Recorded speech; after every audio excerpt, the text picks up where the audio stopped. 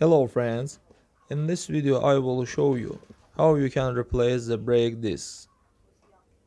Then for this you need to unscrew the caliper, which is fastened with the two bolts.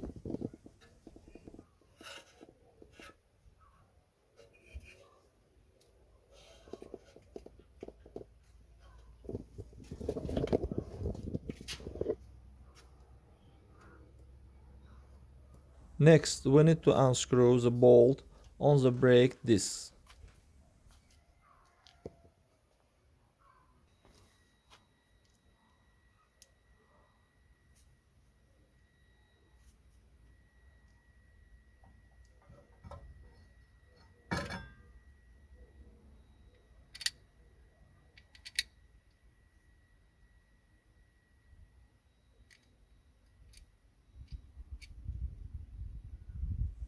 Remove caliper to the side.